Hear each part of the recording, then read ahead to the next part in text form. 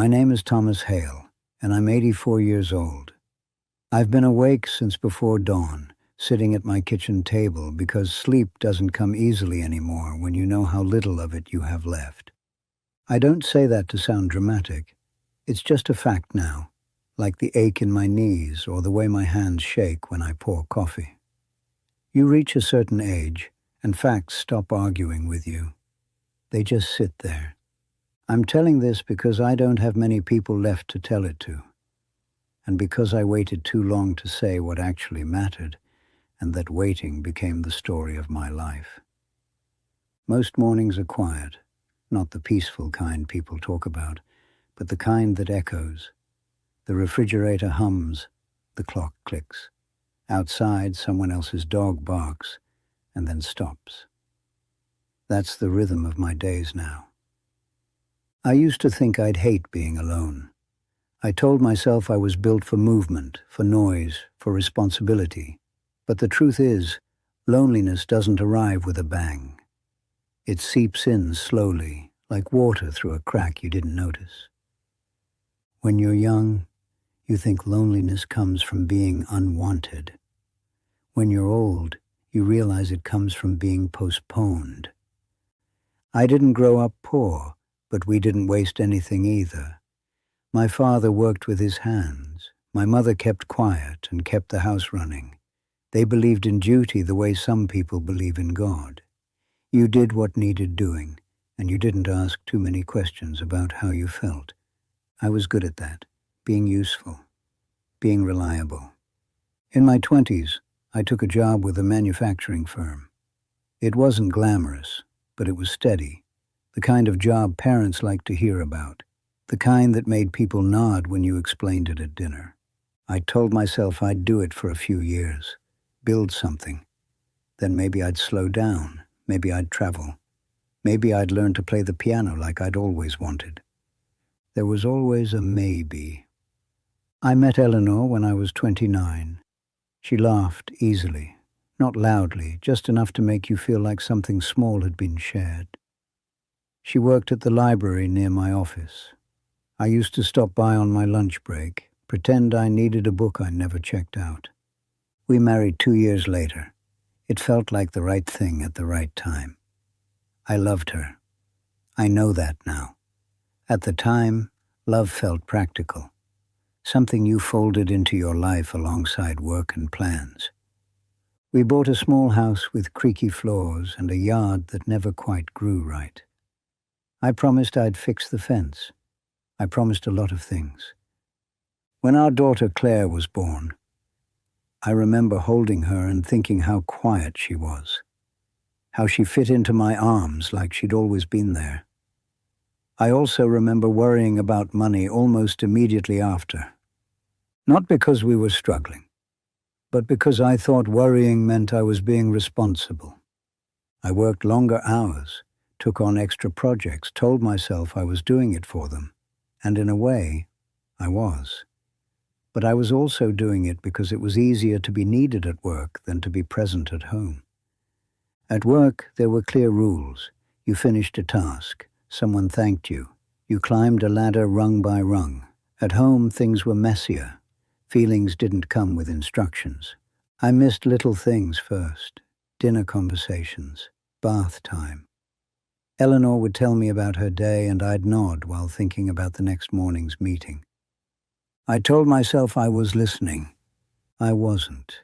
Years went by like that. Not fast, not slow, just steady. Claire learned to ride a bike. I was there but distracted. I took photos instead of holding the seat. I thought the photos would mean something later. They don't. Eleanor stopped asking me to come to certain things, school plays, neighborhood dinners. She said she understood. She probably did. Understanding doesn't stop the distance from growing. I noticed it in small ways. The way she'd pause before telling me something. The way silence started filling the car on long drives. I thought marriages broke because of big betrayals. I didn't realize they also broke because of quiet neglect. When Claire left for college, the house felt bigger overnight. Eleanor cried in the kitchen while I stood there. unsure what to do with my hands. I told her we'd adjust, that this was normal. She nodded, but something in her face told me she had already been adjusting for years.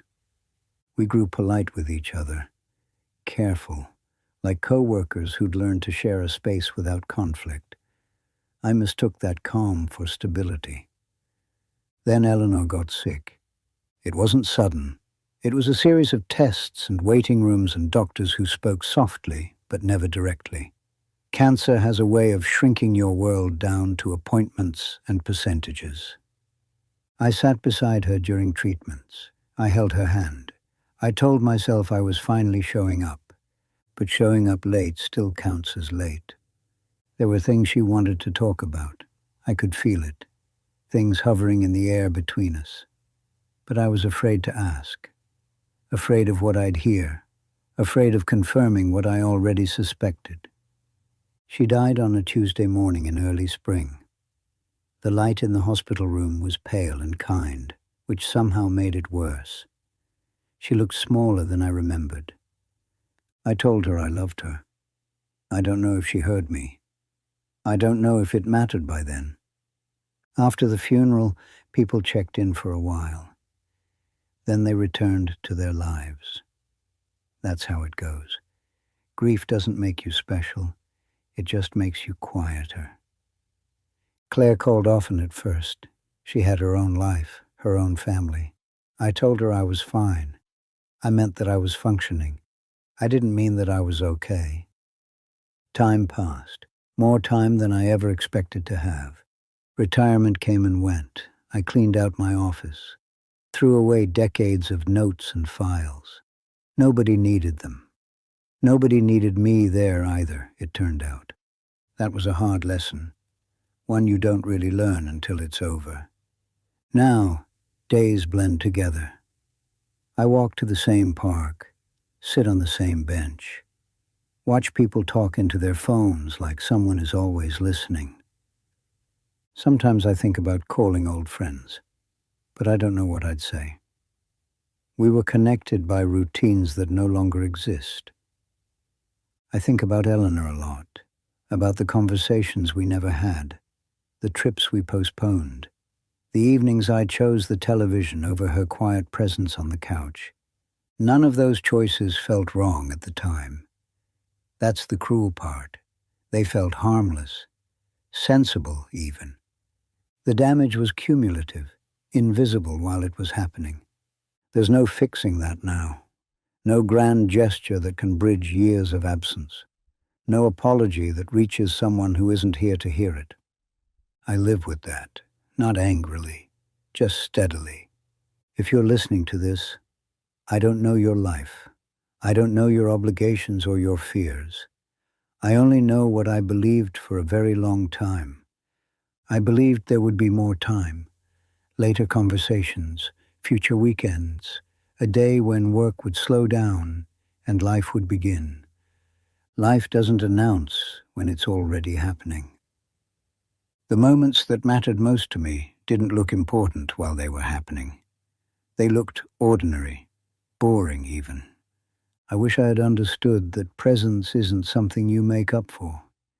It's something you either offer or you don't.